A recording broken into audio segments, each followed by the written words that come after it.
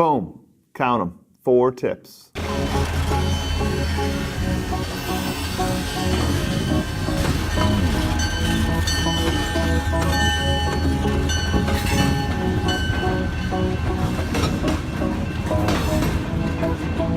1, when you're trying to create items from games, you hit that wall, you can't think of any more, you've given the free seating and some free choice time and a little extra things around your classroom, but you can't think of anything else. Boom, in comes tip 1, pillars. Find pillars in your classroom. Find things that are reoccurring, that happen time and time again throughout your class. So if you always give a review day before your test, you always play Jeopardy or something, boom, there's a pillar. You do lit circles every day, like boom, there's a pillar. You do some sort of bell ringer, some sort of question on the board when the students come in, that's a pillar. Anything that happens, recursive all the time throughout the year that you can count on is a guaranteed thing that you can build an item around. Think about whatever that activity is. You do that Jeopardy, now all of a sudden you can start to create items that are like steal points from each other, come in with more points than the other, skip a turn, these kind of things. And it's going to be worthwhile for your students to earn that item because they know it's going to happen again. So that's where that concept of the pillar comes in. You don't want to be creating items willy-nilly and think this awesome thing for a review game or for your lit circle or whatever. But then if you don't do lit circles often, if you only do lit circles once, then earning that item's not going to be that awesome. Boom. Number 2, currencies.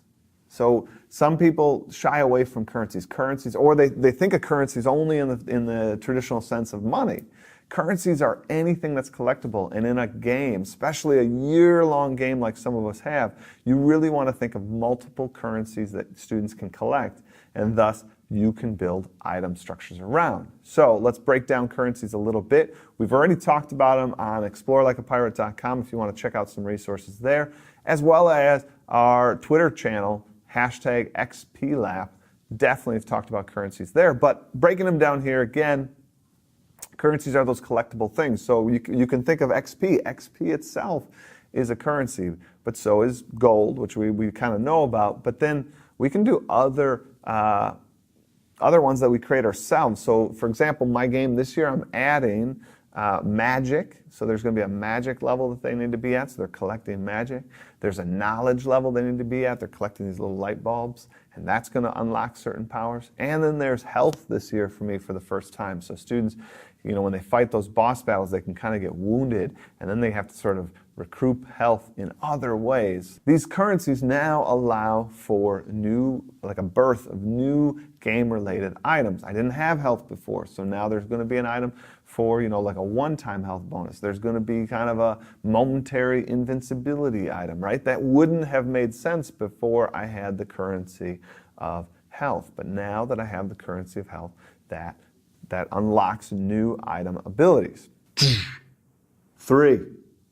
Coming up, number 3 is this one's about kind of finding a muse. And I talk about this sometimes where you need to have something that sort of helps you generate ideas. And sometimes when I've thought of my pillars, I have my currencies, I don't want to create another currency, and it's like, what can I do?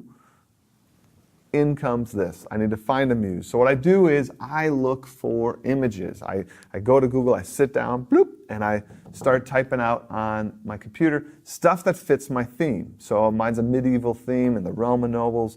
So I might Google castles or dungeons, right? And I look at these pictures, and then when I see them, it literally transports me into the game that I wish I could have. If I was a game designer, there would be this world they could move through. So then when I'm staring at that awesome, killer, smoking picture of a dungeon or a castle or a catapult, I then sit there and think, that's too awesome to not be in my game. So I might nab that picture and use it for one of my items, and then it's like, now I need to come up with an idea for that. If I don't have an idea right away, then what I do is I put it in just a file so that I have all these unused images, but I know they're smoking awesome, and I'm going to come up with an idea. But if I can, I sit there and just sit with it for a minute. I got this picture. What could a catapult be used in my game? What could a dungeon be in my game? And more often than not, it helps me unlock an idea. I think of an idea. Number 4, the last tip that I have for this short video on creating items and power-ups and sort of unlocking that magic for yourselves is think about the rules you have. Rules are a natural place to have item creation. Sounds simple, but you create the rules. The moment you create a rule, that's an impediment, that's a stop for the student.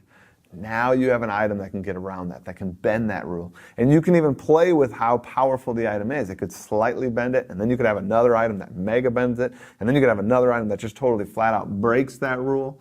It's up to you, but you can do it. And these sort of 4 steps, finding some pillars, currencies, rules, and kind of a muse, these 4 structures are really what helps me come up with item idea after item idea after item idea.